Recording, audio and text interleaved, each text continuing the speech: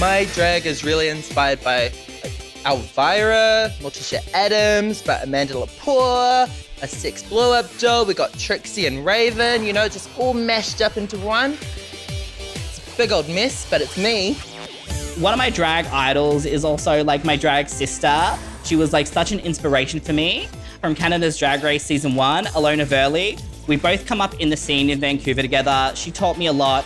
She was kind of like my fairy drag mother, if you will.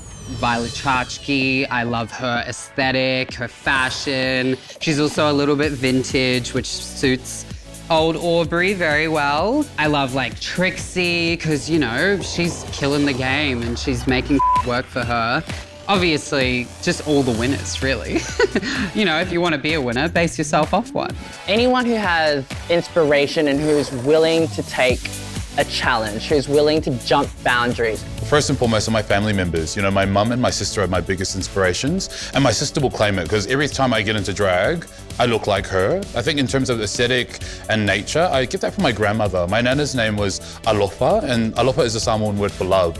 She was that personified, like a kind love, unconditional love, but also tough love. So those three pillars are my main inspirations. I think in the drag community, I've got two drag mamas, Tess Tickle and Buckwheat, who are two big Polynesian goddesses. My drag is inspired by Hollywood Technicolor. My mum used to love Hollywood movies. Judy Garland, Ann Miller, I just wanted to live that fantasy, and I've got to live that fantasy all my life doing drag. Even though I was in musical theatre, I always thought I was Ann Miller.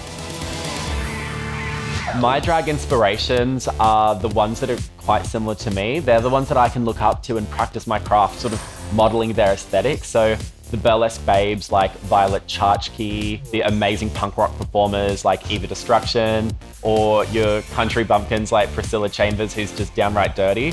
That's the sort of drag that I love. It's dirty, but it's glamorous, but you can't help but love it. My inspirations starting off in drag were always like Carmen Electra, Pamela Anderson, like supermodels of the 90s. Those total, like, if you want to say for a better word, whore girls. In drag, I'm inspired by Collagen and Amanda Lahore and like my drag family, but I'm actually really inspired by all drag queens because it doesn't matter how old you get, like you just keep learning. Do you know what I mean? You just keep learning more and more and more.